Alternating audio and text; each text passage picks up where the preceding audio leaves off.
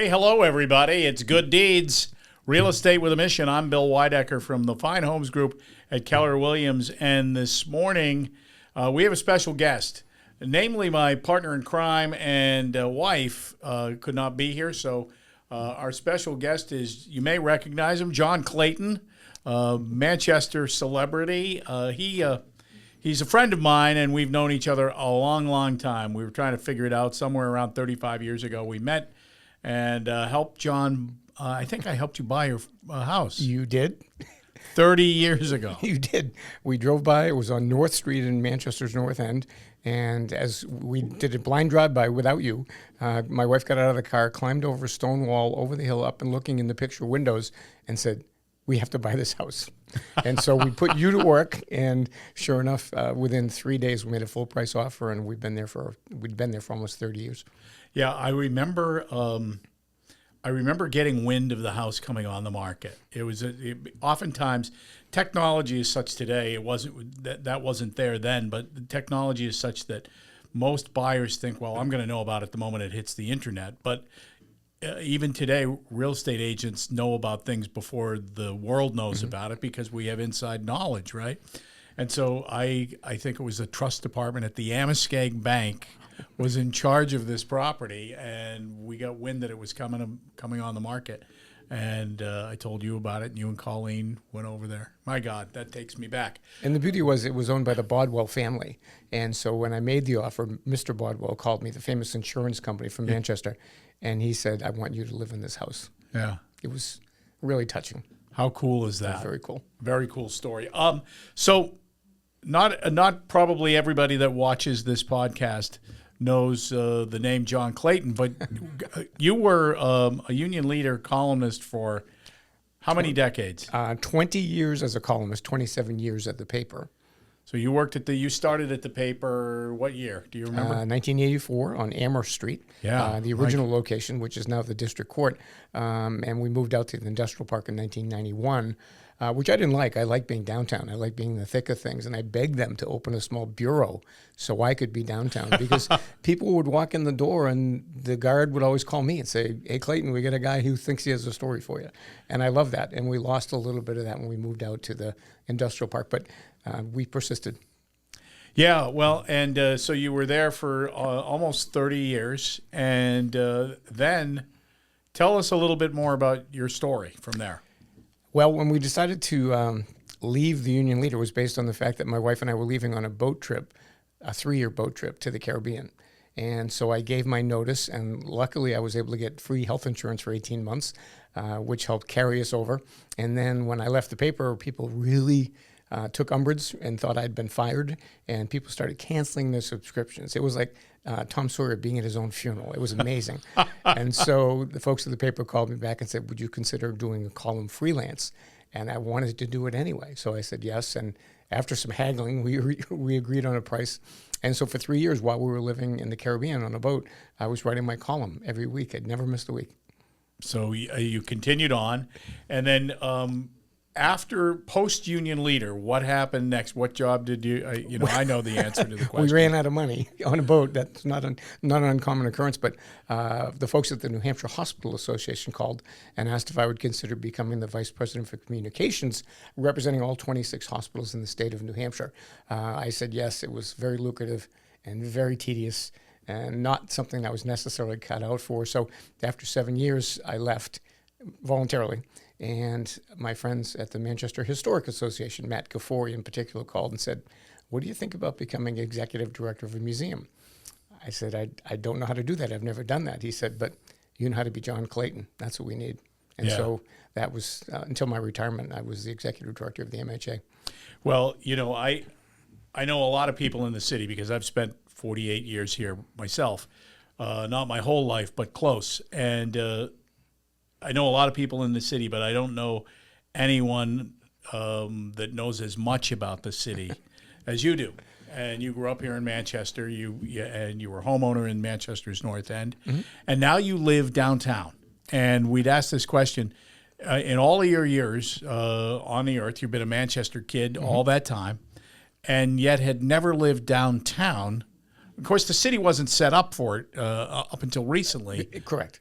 And now you live downtown. So tell us about your You experience. mentioned the Amoskeag Bank. I live in the former Amoskeag Bank building. It's now Citizens Bank. And you want to talk about what goes around comes around. That was ground zero in Manchester when I was a kid. My mom would take me shopping for Christmas, and we would go down Elm Street, banked at the Amoskeag Bank, would walk to Lynch's and Levitt's and all those great retail stores that are no longer there. But the beauty of what's happening in downtown now is those things are coming back. I tell people we're unwitting trendsetters. You know, we moved downtown. Apparently, everybody wants to live downtown now. There were at least 1,000 apartment units going online in the next year right in downtown Manchester. So we're approaching a critical mass that I've been talking about for years as an advocate for Manchester and downtown. It's finally coming to fruition, and it's great to be in the midst of it all. Sure. And, you know, these units, I'm going to a zoning board meeting this evening, and there's an approval on the docket, so to speak, for the old what is still the North End Superette, and they want to put in 50 plus apartments there, 6 stories, 2 of them underground for parking and 4 above, and across the street there was just approval next to where the Bedford block is. There was an approval for some units, so even that section of Elm Street is going through some vitalization or revitalization, but things that were underutilized for the piece of land that they had. One was a parking lot, one was the Superette. You know, we're going to see more people, which I think is exciting because people bring businesses. It isn't it isn't necessarily the opposite way. All of those retail stores that you talked about that were downtown when we were kids existed because there was a population base to support the downtown area. So, what have you learned since you've moved downtown? What's cool downtown, and the social activity down there is amazing. And people talk about the problems with the downtown area. I've lived there for a year and a half now, and I can tell you, very, very minor problem, if anything at all, for the regular patrons of downtown. The restaurants are incredible. The Palace Theater and the Rex Theater, we have been members all along, but we've increased our support for them because they're a walk away. We don't even have to start the car. We walk through the back of the parking garage, and it's literally 30 steps to the Palace Theater. And before you go to the Palace, you got to have a bite to eat. So Ignite and Hooked and The Crown and so many great opportunities to support the downtown that we now live in. Yeah, that's fantastic. And more coming.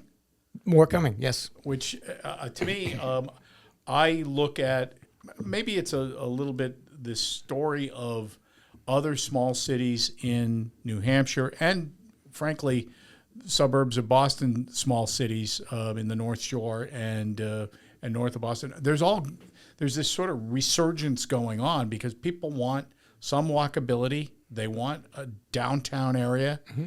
And it isn't just people that are the baby boom generation. It's the Gen Xers that want it as well. The people that are in their late 20s to early 40s that say, "Hey, I want to be down. I want to be in a walkable neighborhood." So you look at cities. Look at cities like, well, first of all, Portsmouth now is a very pricey option. But look at Rochester and Dover and Concord and Franklin and Laconia. All these cities, including Manchester, are going through this. Mm-hmm. I'm a member of a very tediously named zoning ordinance steering committee. The mayor asked me to help out, and part of our objective is to increase population density in Manchester. This is the first time the zoning laws have been looked at in over 20 years, and recognizing the wave that's in front of us, we're trying to create ways for accessory dwelling units, for example, which has been really a difficult process in Manchester. We're trying to streamline that now, which again will increase the population density downtown. And the rising tide lifts all boats, and we're happy to be at the bow. Yeah, well, no doubt. And so it's not uncommon on an evening, especially Wednesday, Thursday nights, Friday nights, to see you and your wife out walking the streets of Manchester for dinner or drinks or a show. Absolutely, and that's part of the vitality that we're happy to be a part of. Friday night, we're going to see Jesus Christ Superstar. We would have gone sooner, but we were on vacation. So, we're just in the thick of it. And I will admit that I was reluctant at first. You know, I'm a traditionalist, and selling a house after 28 years was very difficult for me. Yes. Those of you who are considering downsizing recognize the emotional toll it will take on you, because I'm something of a hoarder. People would always call me at the newspaper, and they would leave stuff at the front desk for me, an old newspaper or a baseball bat from the Leo Cloutier's baseball dinner. And so I absorbed all that over the course of 28 years and had to divest it. Fortunately, most of it went to the Manchester Historic Association, but it took about 3 months. And after 3 months being downtown, I said, okay, I get it now. I belong here. Yeah. And by the way, we're not, as realtors, we're not in favor of somebody staying 28 years.